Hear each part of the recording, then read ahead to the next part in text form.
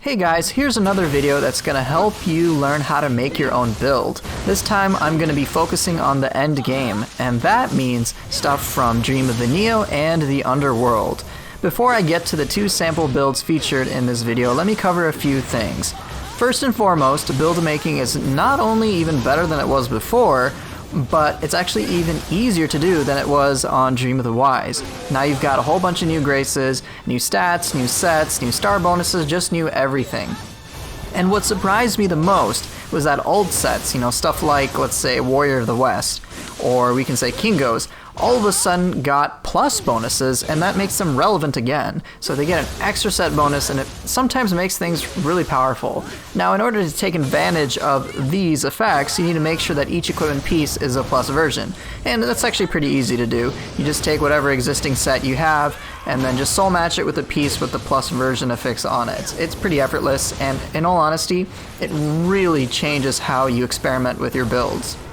Now, with stuff like this, you're going to be worried that, hey, do I gotta do the whole damn grind again? And fortunately, you don't have to. In all honesty, if you just want to stick with your old gear from Dream of the Wise, soul match it as you need to, you can still crush the game as much as you did before. Now, let me just give you some quick build ideas that I think will be super successful, but I don't have videos devoted to this. So here's an example. You could use 7-piece Ninigis plus 6 plus piece, that's going to be a tongue twister, of Moonlight Flutists to get some insane key damage. Like, it's off the charts, alright? You can now also use 7-piece Futsunushi with 6-piece plus piece, man, it's going to be difficult to say, of One for All and All for One, and basically you can do insane sheathed ability damage. So if you want to be a dual swords freak and just spam Sign of the Cross, here you go. If you want to use the 3 different sword sheath techniques, by all means, or even the hatchets, or even the Odachi. I mean, there's just so many different options for this. Here's another fun one. 7-piece Sukuno Hikonas plus 6 plus piece Unified of the Warring States for just like a ton of luck, a ton of power based upon that luck, and just like the most amount of loot that you could possibly need. So that's just more of a fun one. Now, for your reference, I provided a link to an amazing spreadsheet made by OceanMachine. He's done a ton of work, and this spreadsheet literally covers everything you'll need in order to plan out your builds. The link to that will be in the description below. A special thank you to rbFrosty and Immovable Wisdom 6 for providing the sample builds that I will be covering today. On to the first build.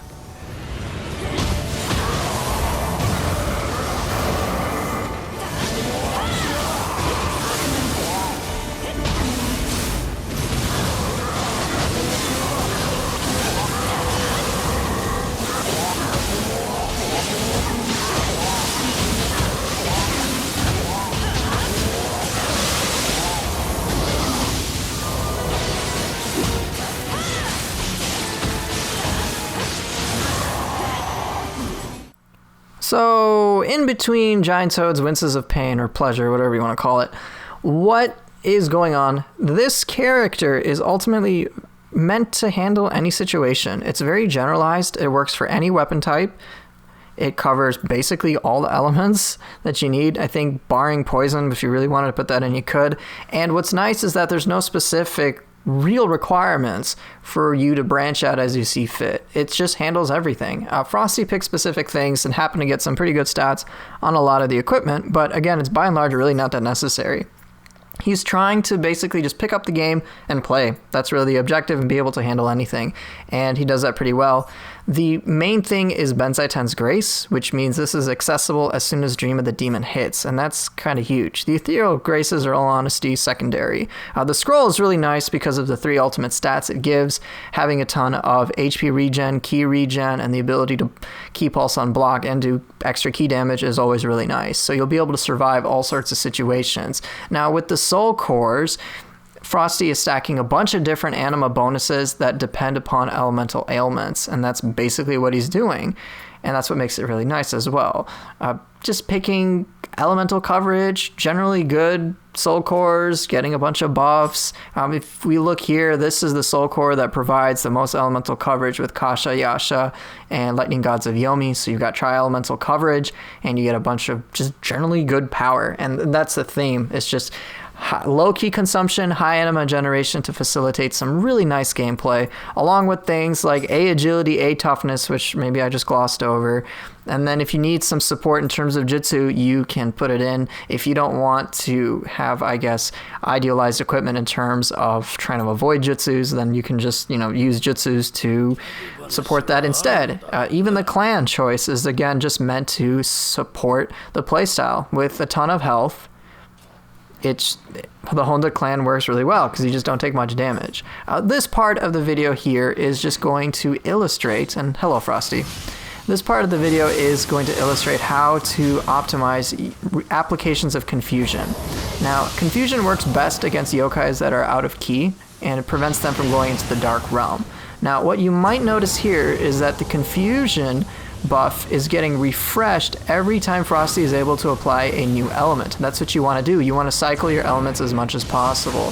So he's even doing something like, hey, I apply purity, fire, and then when one runs out, I apply like corruption, get rid of the purity. And so you can just keep an enemy pretty much locked down almost indefinitely. And that's really nice. And you don't really have to worry about, say, oh, this enemy resists these elements. What am I going to do? It's like, well, hey, you got every element at your disposal, so abuse it to its fullest potential and shut them down just as Frosty did. And it makes it really damn good.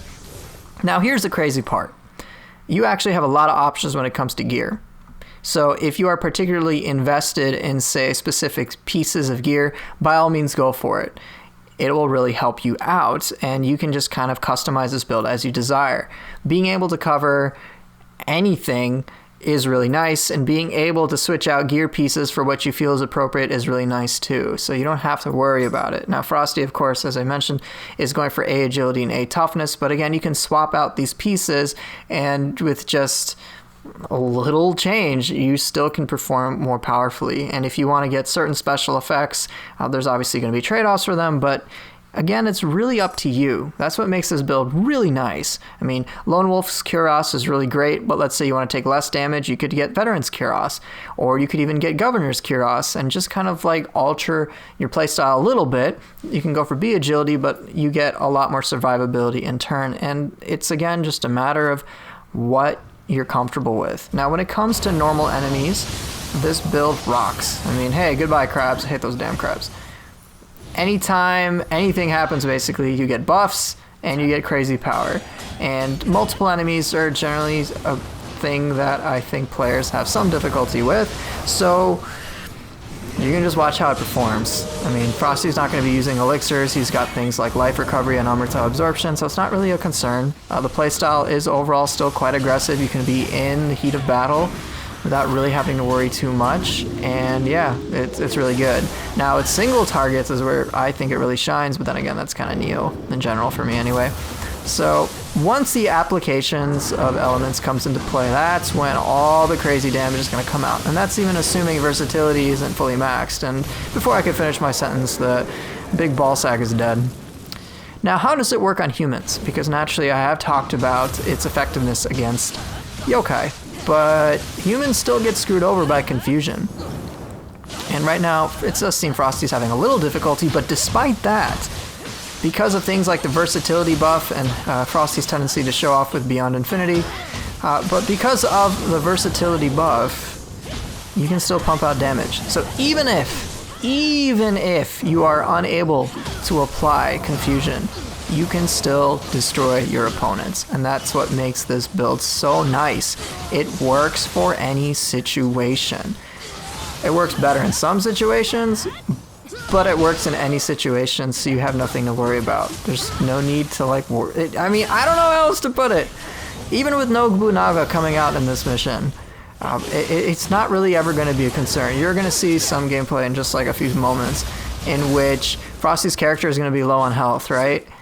It's not going to deter Frosty from attacking and out-regenning and just surviving these crazy situations that I personally would back off in. But then again, my build isn't exactly the same as Frosty's. I mean, my character's weak as shit, and Frosty's is really damn tanky. It's just good for everything. I mean, do I need to gush about it anymore? You can get elemental confusion pretty much at all times. If that doesn't happen, you've got versatility. I mean, for the lack of a better way to put it, this build is quite versatile. I suck at jokes. But yeah, let's Nobunaga get the fuck out of here.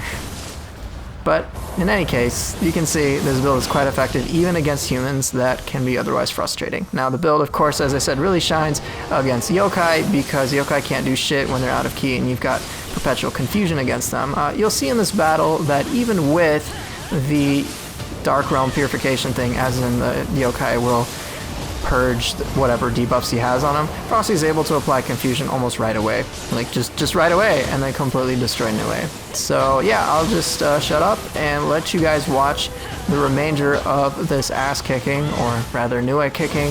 Why do I try humor? I have no idea. But yeah, when this build video montage, I don't know what to call it, finishes, we'll get on to the next video, which will be one focusing on... Actually, I'll leave it a surprise. So, Frosty, thanks for this, appreciate it, and I hope you guys enjoy the remainder of this ass-kicking.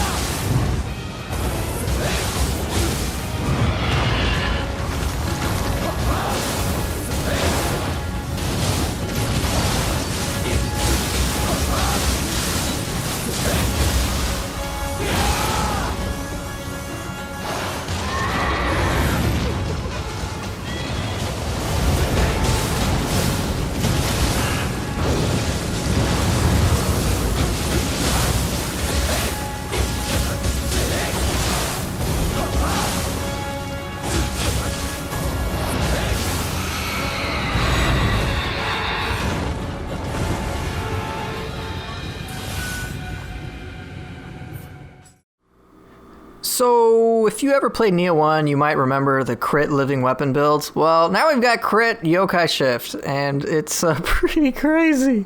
This build was provided to me by Immovable Wisdom 6, who has done a fantastic job combining two graces, Saruta Hiko's grace and Magatsuhi's grace. The objective was primarily to be in yokai shift at all times, as well as getting a bunch of benefits for being in critical. Now, what makes yokai shift even better now in Dream of the Nioh than it did before was this Blood of the Yokai. Basically, the more yokai abilities you use and the more anima you spend, the faster your gauge fills up. So you can be in and out of yokai shift quite quickly, and we'll get to that pretty soon. Now, the pieces that are used are not anything particularly specific. There's a few things that are really nice that will really help improve this build, such as getting super efficient yokai abilities, so you can soul match a soul core onto your weapon to get this.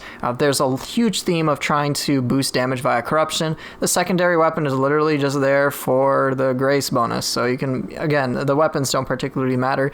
Even the bows don't matter. I mean, that's just kind of the thing with the graces in general, just putting things that are generally good on equipment. But what's really nice with Magatsuhi's grace, because we have a corrupted weapon and there's already support for it in the other grace, we can get a lot of damage. and that's going to be really powerful. Now, the crazy part is that the footage from Wisdom is going to be on +9 Dream of the Nioh. And as you notice, the plus values for the armor and weapons aren't particularly high.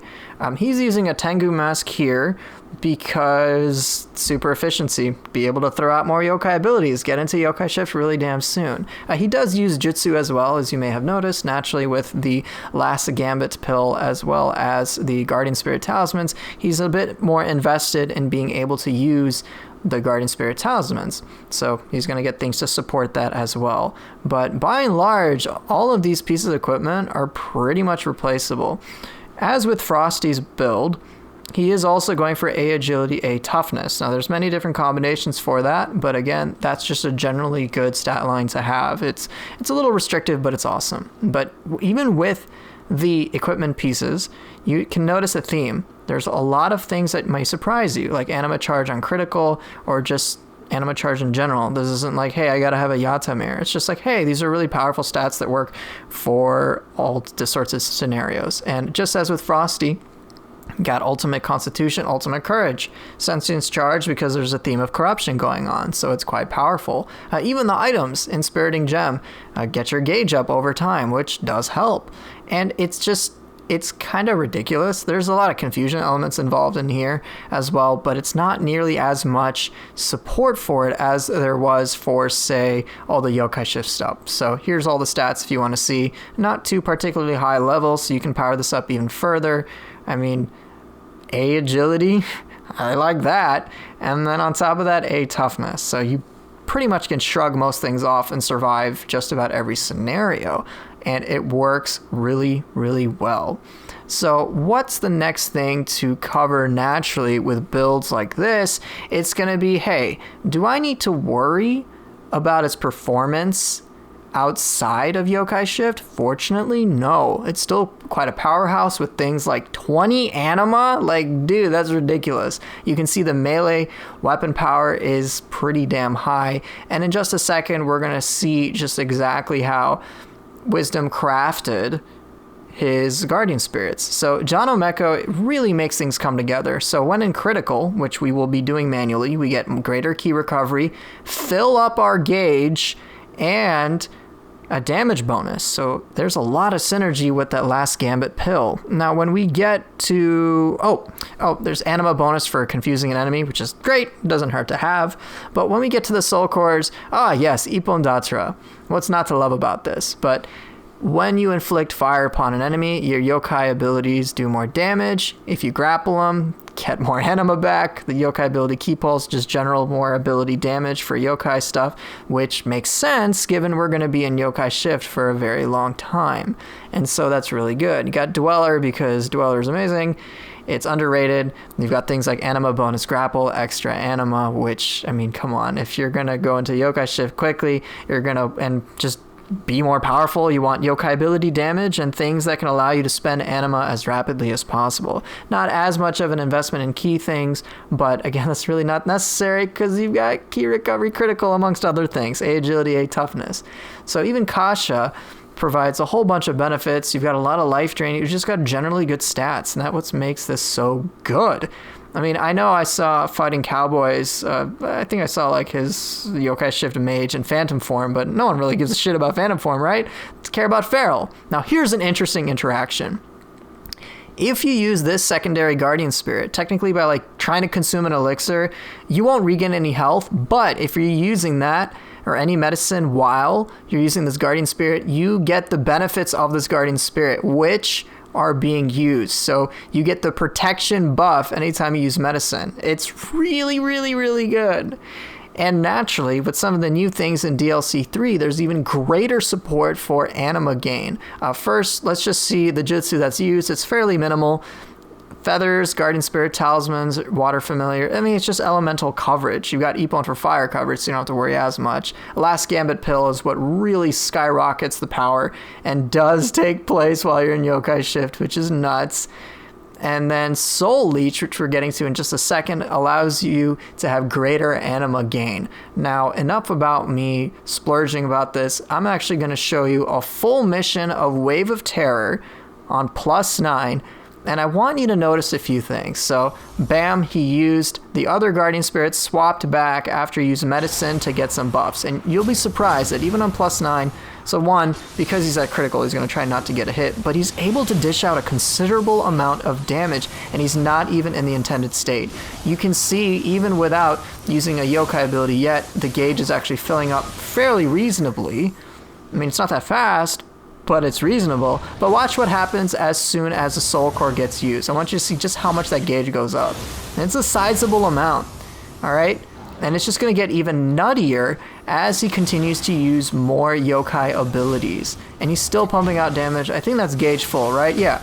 He's specifically going to avoid using yokai shift until it comes to the bosses, because he wants to demonstrate the power of this build even without its main focus. I mean, still, +9, Dream of the Nioh, Wave of Terror, enemies are dying, and he's not using super powerful equipment. Look at that, just like one hit from triple threat, enemy is dead. Alright, let's check out how this Oni is gonna fare. Like, it's ridiculous. Just look at that anima gain. Look at that anima gain, man. Isn't that crazy? Isn't that insane? So, with... I mean, I don't have any words. Yeah, poke that Gaki to death. It freaking deserves to die. So if you don't know, on +9, I think enemies have basically double health and double damage, which is pretty freaking remarkable to say the least. And because of the protection benefits that he's getting when he uses medicine, just like he did there, he doesn't have to worry about dying because of the secondary Guardian Spirit. That's what makes us feel so much safer. That's why he's able to safely engage. Because, hey, if he screws up, well, he's got protection at will. So it's nice. Now, I want you to see how quickly Gozuki is basically going to get destroyed on +9. Alright, you're going to see it all kind of come together once Yokai Shift comes into play, alright? So all the damage will really take place once the enemy is corrupted. As you can see, confused, and you just... I mean, okay, that's pretty crazy, alright? Alright? Okay, so what's he doing now? Oh, okay, I gotta kill the Lightning Oni Bee. Oh, let me just throw Kasha at it. Oh, you know that Yokai Shift gauge that I used to worry about depleting? Yeah, I don't gotta worry about that shit anymore.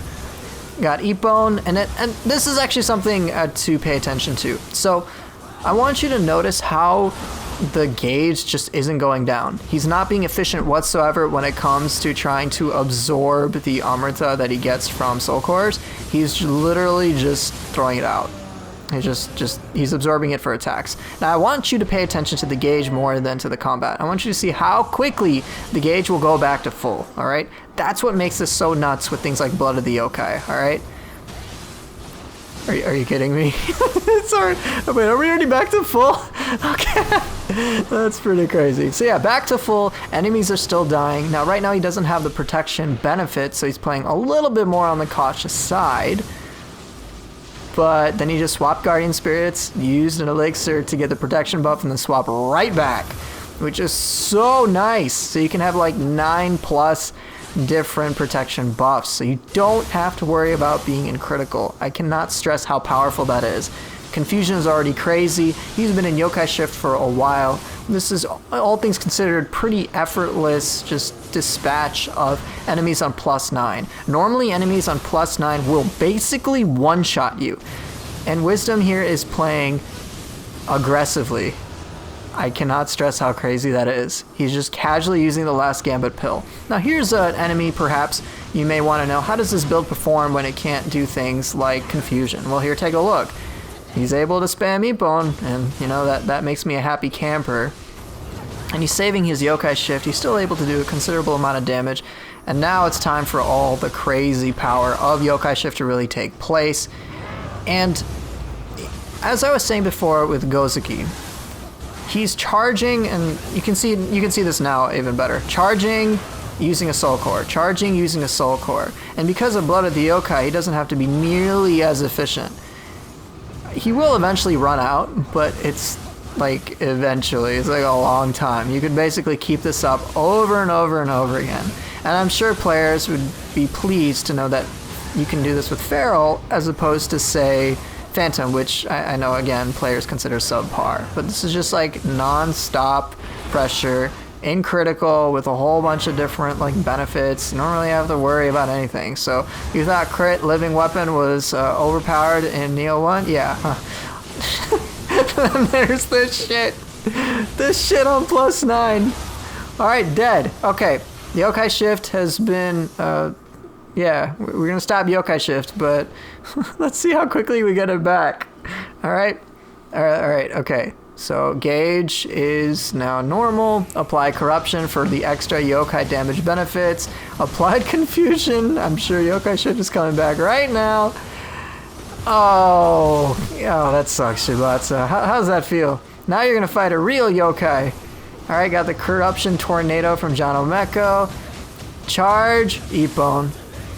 That's literally going to be the rest of the gameplay here, and Shibata is not going to be able to do anything. I think towards the end of this clip you're going to see that Yokai Shift does end because Wisdom is being highly and purposefully inefficient with Yokai Shift. He's not bothered to try to absorb the Amrita in order to, I guess, prolong Yokai Shift. He has no need to. That's the crazy thing. He has no need to. So yeah, I hope you guys enjoyed this video.